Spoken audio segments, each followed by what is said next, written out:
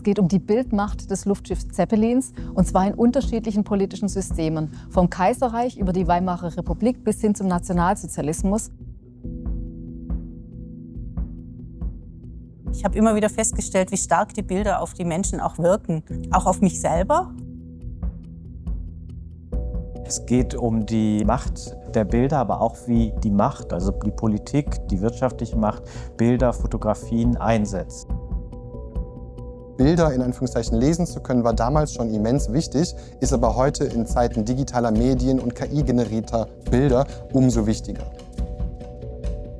Wir haben auf der einen Seite unser historisches Bildarchiv, aber auf der anderen Seite haben wir zeitgenössische KünstlerInnen eingeladen, sich zum Beispiel mit historischen Narrationen zu befassen, sich mit der Bildsprache der Propaganda auseinanderzusetzen oder auch mit dem Technikkult und Innovationskult, der sich ja um dieses Luftschiff Zeppelin verdichtet. Ja, was diese Künstlerinnen und Künstler eint, ist ein Bewusstsein darüber, dass Archive eben nicht nur bewahren, sondern Wirklichkeit herstellen und dass künstlerische Mittel dazu eingesetzt werden können, sie umzukodieren, sie spielerisch zu unterlaufen, ein Gegenarchiv auch zu entwerfen. Wir haben 6 Kapitel in der Ausstellung. Es fängt an bei Überwältigend, da wird eben die Wirkung der Zeppelin-Fotografie untersucht. Diese Überwältigung, die man einfach auch hat, wenn man vor diesem enormen Flugobjekt stand. Dieses Kapitel sensibilisiert für die Macht der Bilder und zeigt eben, dass diese Faszinationskraft natürlich auch immer ideologisch aufgeladen ist. Im Tastmodell lässt sich nochmal anders nachvollziehen, wie gigantisch wirklich diese große, diese singuläre Form des Zeppelins gegenüber diesen kleinen Einzelwesen, die ja dann die Menschenmasse davor repräsentieren ist. Und das lässt sich im Fühlen, finde ich, nochmal ganz anders vermitteln. Für blinde und sehbehinderte BesucherInnen bestehen unsere inklusiven Stationen aus Tastmodellen mit kurzen Beschreibungen in Brailleschrift und einzelne Folgen aus unserem Podcast Sag mir, was du siehst, den wir gemeinsam mit der blinden Historikerin und Kunstpädagogin Claudia Böhme umsetzen. Die Arbeit von Aziza Qaderi ist Teil des ersten Kapitels Überwältigend. Sie fragte sich zu Beginn dieser Auseinandersetzung mit unserem Archiv, wie der Zeppelin denn auf Menschen außerhalb Europas wirkt und stellte dann fest, dass der Zeppelin natürlich in erster Linie auch eine Projektionsfläche ist. Also man sieht darin die Dinge, die einem selber bekannt sind. Ein fliegender Drache oder ein Luftschloss, ein Kamel. Diese Assoziation verarbeitet sie in dieser skulpturalen Installation hinter mir.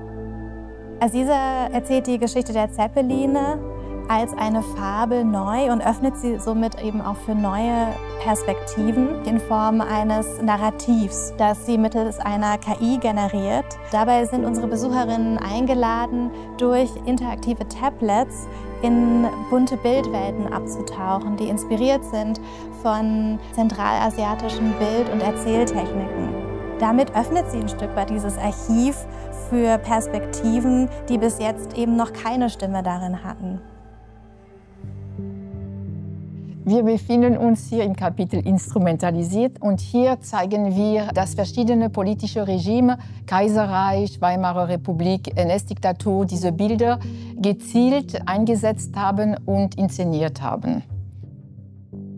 Das Bild hier ist ein perfektes Beispiel. Das war die letzte Reise von das Luftschiff LZ 126, bevor er als Reparationleistung an der USA übergeben wurde. Eine Überlagerung von Symbolen, also man sieht das Luftschiff über das Brandenburger Tor, über den Reichstag, im Hintergrund die Siegessäule.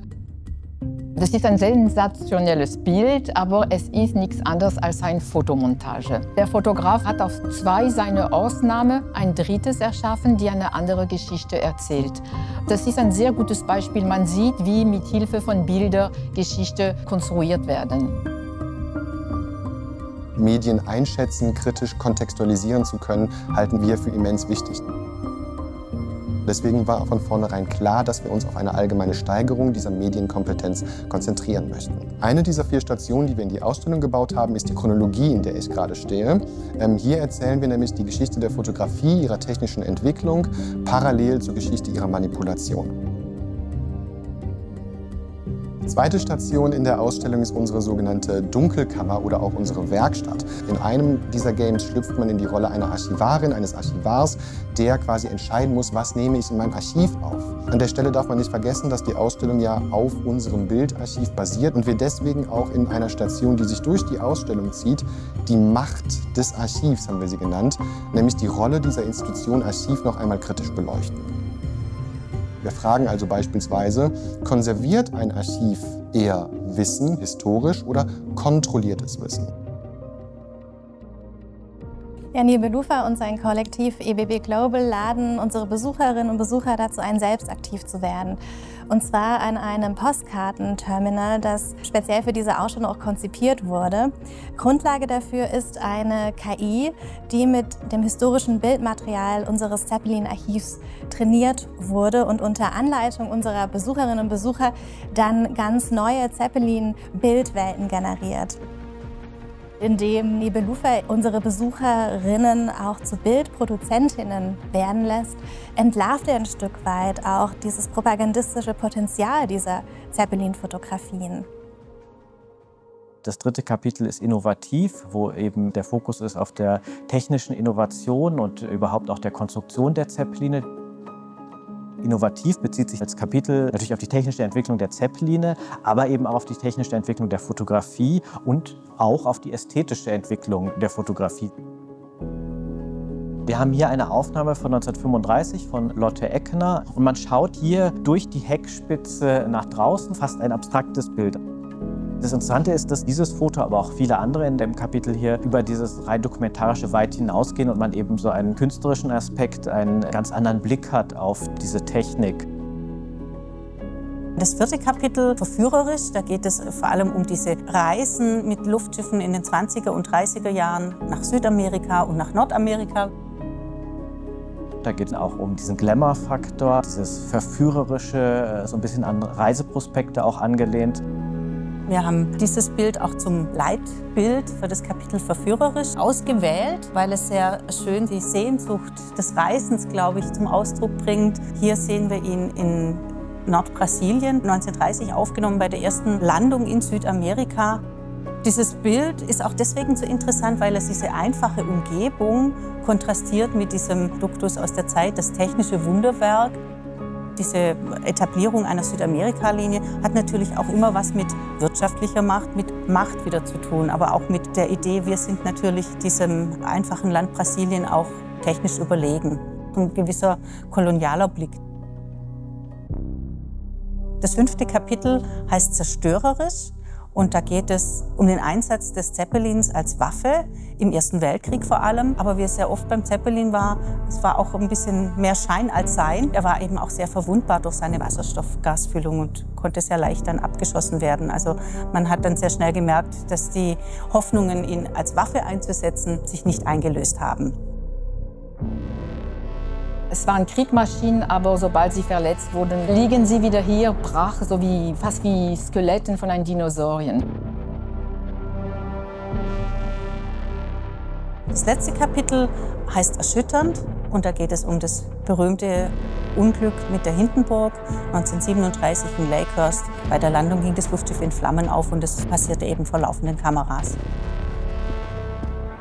Und das zeigt eben so diese Macht der Bilder. Diese Katastrophe ist zum Medienereignis geworden. Die Wirkung hat sich dadurch unglaublich verstärkt und ist eben deswegen bei uns heute noch so präsent.